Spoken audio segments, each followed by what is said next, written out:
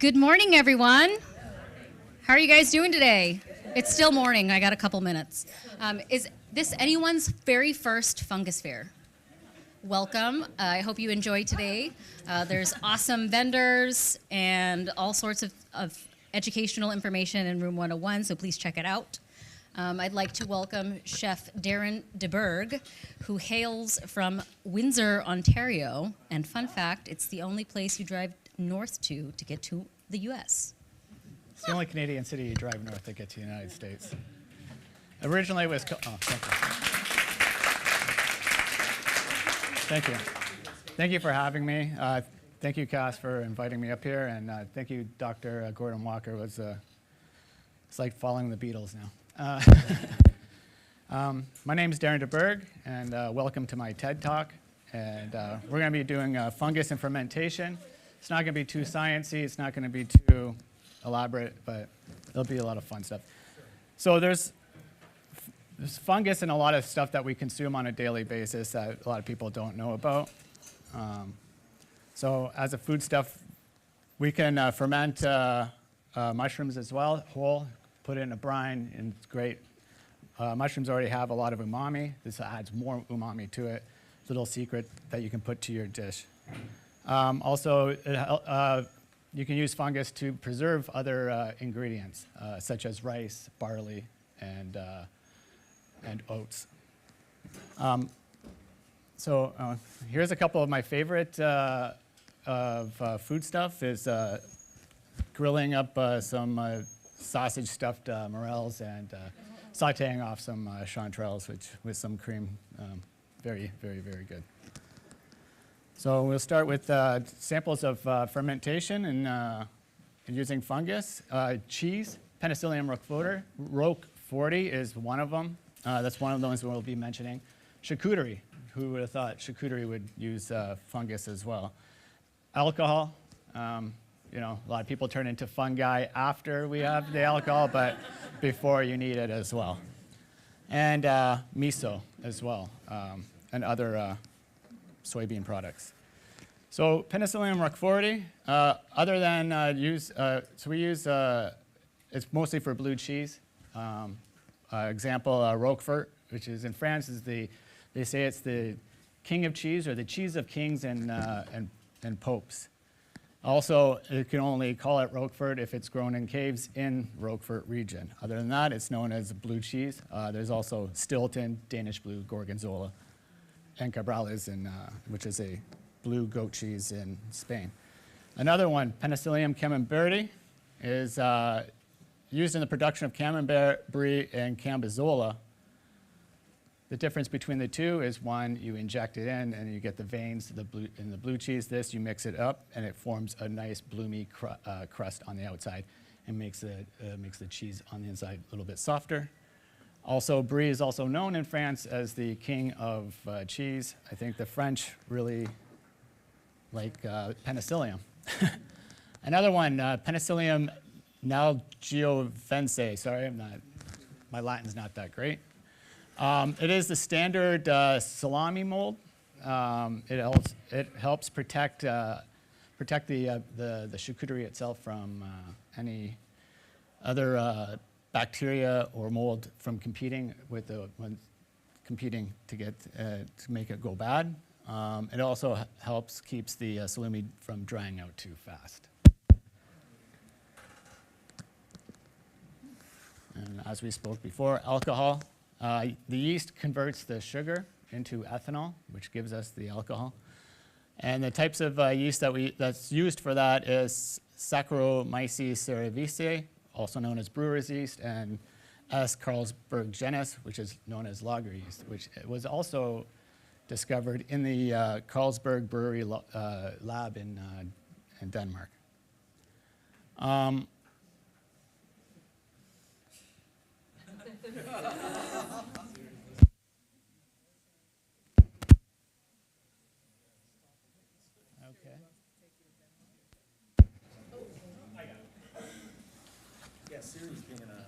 Okay, and it's here. Let's put this. Sorry, guys, I'm doing a little adjustment. Put it in the butt. Not really. Okay. You also need alcohol for the production of vinegar as well. Usually it's where you get your white wine, red wine vinegar, sake, rice wine vinegar, and malt vinegar from beers. And the powerhouse of all fungus that's in the preservation world, Aspergillus oryzae, also known as koji. It's a filamentous fungus based in East Asia to sacrifice rice, sweet potato, and barley. You can use it to make amasaki. The rice is also used for sake, which is we all have had before. It goes great with sushi.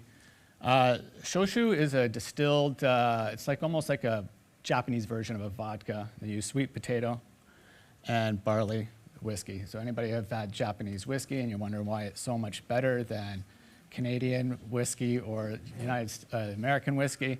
Well, it's because they use koji, and the koji makes your mouth water and makes you want to have more. Koji's been domesticated for 9,000 years. It is the base of Japanese cuisine. Everything that we know about Japanese cuisine and the way it is now is because of koji. If koji wasn't around, Japanese cuisine would be totally different. So they use it for almost everything. They use it for their sake production, shoyu, which is their version of a soy sauce, miso, mirin, and vinegar, rice vinegar. It's also known as the national fungus of Japan. It's that popular, and that's how important it is to them. The types of mold that they use for fermentation is the Aspergillus oryzae. That's the powerhouse. It's for sake, shoyu, miso. You can use it for a lot of the stuff. The other ones, Aspergillus sojae is soybean. It's a green one. You use that to make soy sauce. You can also use it to make a tamari, which is a soybean-only soy sauce, and a soybean miso, where you're grinding that into with other soybeans, and you're using that. Another one is tanneril, which is miso and shoyu. Aspergillus leucensis. It comes in two different kinds. It's albino or black, and they both give off a citric acid flavor to it. It's almost like a green apple, so green apple flavor to it, and it gives you the citric acid. So if you add this to like water and make like a shio koji out of it, like water and salt, and you get this liquid, you have like a more citric acid flavor to it, which is great. Add some yeast to that, and you have yourself a koji champagne, where you can use to cook your clams and mussels. Aspergillus kawachi, which is for another alcoholic beverage, soju, and Aspergillus awamori. They use that. That's also used for soju and whiskey production as well. The environment that koji thrives in is very much like any other fungus. They like humidity and they like heat. Humidity is about 90% and about 35 degrees Celsius. Really looking at about 88 to 92 degrees Fahrenheit. Bless you. Oxygen, just like everything else in this planet, we need it. They need it to breathe. Nutrition, they feed off the glucose, amino acids, and minerals that you find in the substrate that you're using, whether it's soybean, rice, oats. Usually takes about 48 hours to grow. And after you steam it, you drop it down to 45 degrees Celsius, and you add your koji spores to it. 1 spore equals 1 grain of rice. That's the saying. And you want to be very particular at this point when you inoculate your substrate.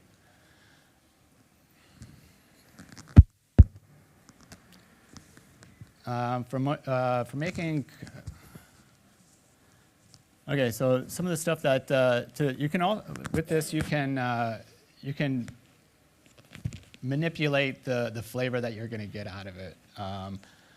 Because when you're making koji, you're also making enzymes as well, and the higher temperature, the sweeter it's going to get. So you pull more of the amylase out of the substrate if you're cooking it at anywhere between 36 to 42 degrees Celsius. You bring that up, and that's where you add your fresh rice to the koji.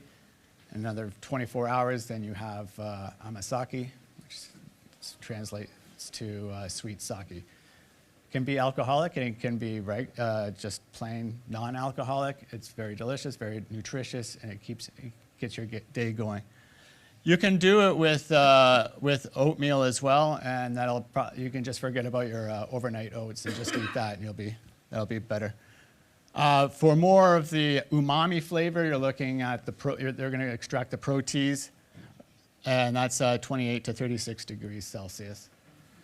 Now with that's where you're getting your soy sauce, your more umami flavors, and the third stage is the most susceptible for temperature influence, is the 36 to 48 hour mark of koji. It's when you really want to start paying attention, because the mycelium is starting to spread out, and it starts to get crowded, and when you get crowded, you start to get hot and start to warm up. And it will continue to grow and grow and grow, and will continue to, the temperature, the natural temperatures of it will grow, and it will essentially kill itself. A successful koji has a chestnut smell. It's got a nice opaque appearance, and more rooting, the better results you get. So you want the mycelium to get inside the substrate itself, whether it's a soybean, rice, or barley. And if you want to use it right away, there's no need to dry. If you want to dry it, you can dry it in a dehydrator or a low oven, and you can save that for later. The use of koji is very sustainable. It creates less food waste. You can turn food trims and scraps into new foods. So if you're juicing a bunch of lemons, take the zest off, throw that in with your shio koji, and you have like a lemon flavored shio koji. Add that into any of the dishes that you're making, and it just brings it out. Leftover rice, you can turn that into amazake with koji as well. And with the help of yeast, you can turn that into rice vinegar. You can grow koji directly onto your vegetables, like sweet potato, and that'll give you this shochu, which I mentioned earlier, and a sweet potato vinegar, which looks beautiful. It's a purple. And you can turn beef trim into an amino sauce, like an ancient garum. So just imagine, like, for a restaurant, or like all the trim and the waste that goes on, you can transfer all that and to make it into a new food product. Then you're able to add that to flavors, and you're going to be able to develop more flavors and develop more.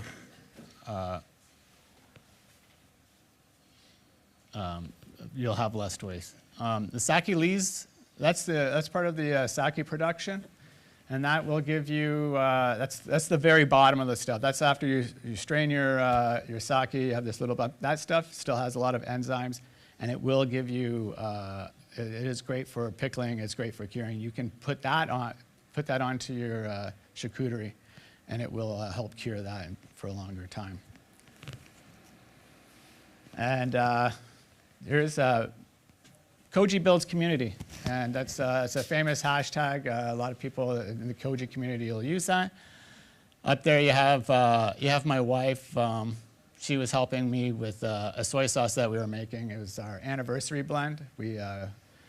She's from here, Mexican descent. I'm Canadian, so instead of using the traditional wheat and soybeans, for ours we used pinto beans and rye.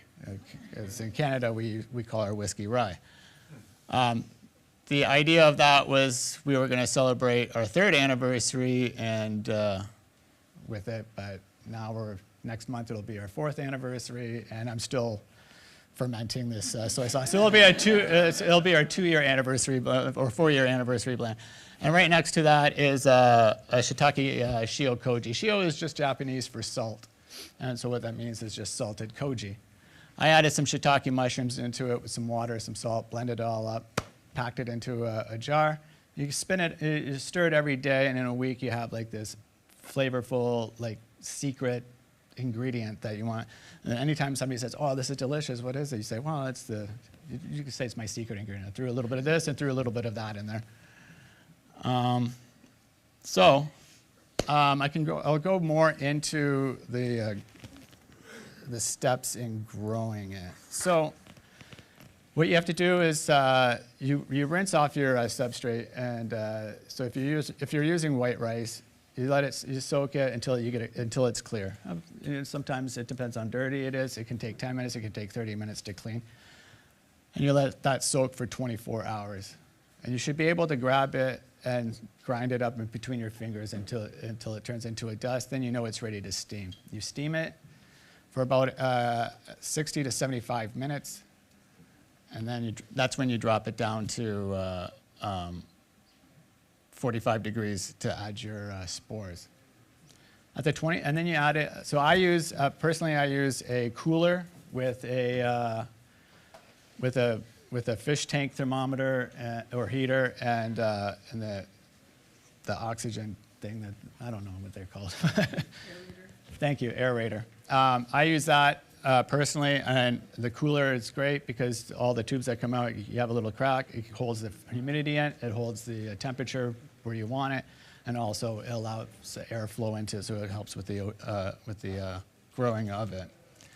At the 24-hour mark, you want to start aerating your koji as well. You want to get in there, mix it all up, because the myceliums, like I mentioned earlier, they're going to start connecting to each other. It's going to start heating up a little bit higher, so you want to do that. And after the 24-hour mark, you mix that up, you throw it back in, and then you do a 12-hour again. So now at the 36-hour mark, that's when you start getting more and more cautious, because that's when the growth is starting to be a lot higher. So at that point, you start doing it more at like anywhere 4 to 6 hours. And at the 48-hour mark, I like to aerate it one more time and let it cool. On days that days that I finish that and I do that, and I start making my shio koji and other products that I enjoy doing. If you're not interested in actually growing your own koji, you can go out and buy like a bag of koji. You can get it either at Amazon or a Japanese grocery store. There's one in the Convoy area here in San Diego called Nijiya. They usually carry that stuff. And if you don't want to make your own shio koji, or if you want to just try it before you make it, you can also order that on Amazon or get it at that same Japanese store. I came up here I brought up with me, this is a koji that I grew. It's from brown rice.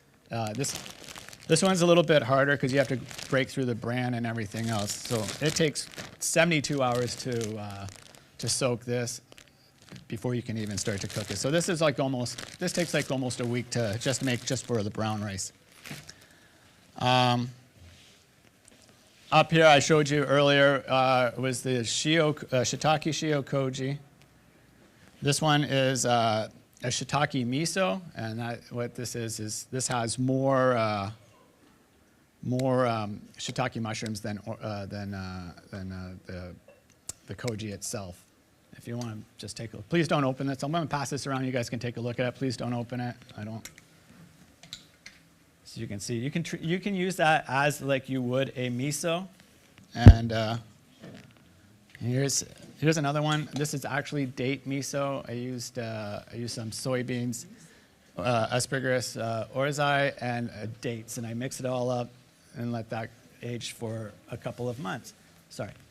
If you see, there might be like some oxidation or some liquid. The liquid is called is the tamari, and that's like liquid gold. You can either separate it and use it on its own, or you can mix it back in. And another one is, instead of shio koji, we have shoyu koji. So you mix your koji with soy sauce. And so with this and some gochujang, some mirin, and a couple little other extra things, you have like a delicious, wonderful, a little bit of honey, a little wonderful barbecue sauce if you want. And one more is, it's not only just for food, you can also use it, shio koji, you can also use it to make shrubs for cocktails, which is, this one here in particular is a caramel apple shrub. So.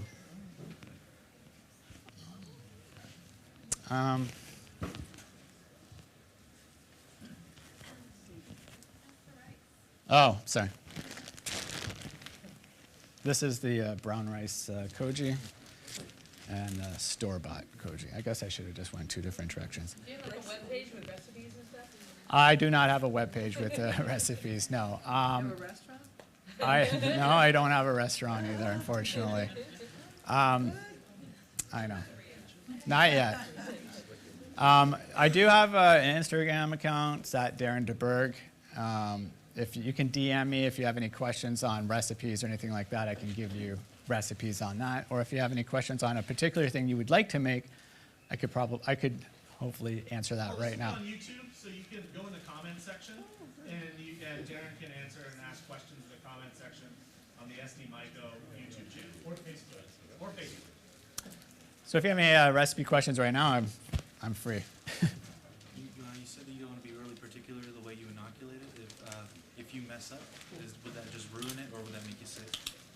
I've never met anybody that got sick from this. I'm talking about particular, like you want to make sure the temperatures are right. You don't want to get too cold or it's not going to stick. You don't want to get it too hot or it'll die. So you want to be particular on that. In particular on that you want to make sure you have enough of the spores to cover the amount of substrate that you have. And you can use rice flour for that as well. It kind of weighs it down, and then when you spread it out, because the spores are very light, it's going to spread all over the place. You're not going to like accidentally make ergot or anything. Well, no. But if you're going to make a lot, you're going to use a lot. Make a lot of or use a lot of the koji spores. I highly recommend using a face mask because it can get inside you. You can't breathe it in. Yes. Are the flavors changing by where you are, your geographical location?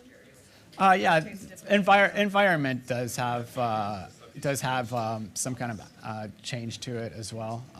The soy sauce that I'm making right now, when I open up the container to look at it and check it out and give it a stir, it smells like pineapple and cotton candy.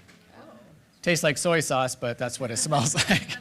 It's a mind F.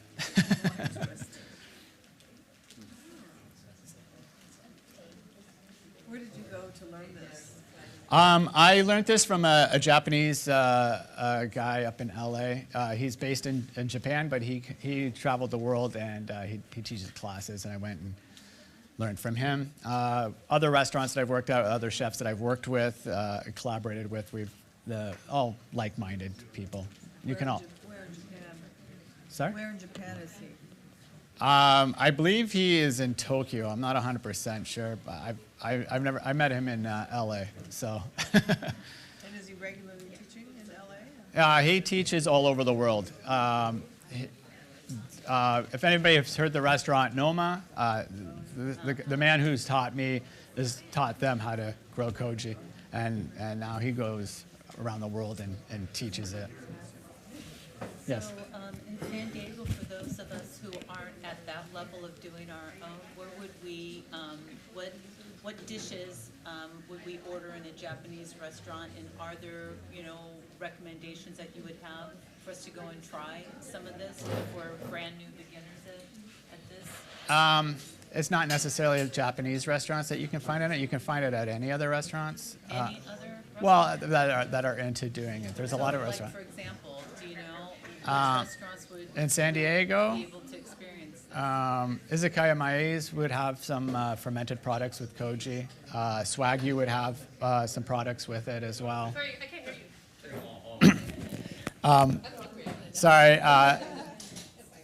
Izakaya Mai's, which is in La Mesa, they use some koji products. Swagyu. They're in various locations. They have one in IB, PB, Poway. They use it as well on a couple of things. They don't use it a lot. The fishery, I know, uses some products as well, and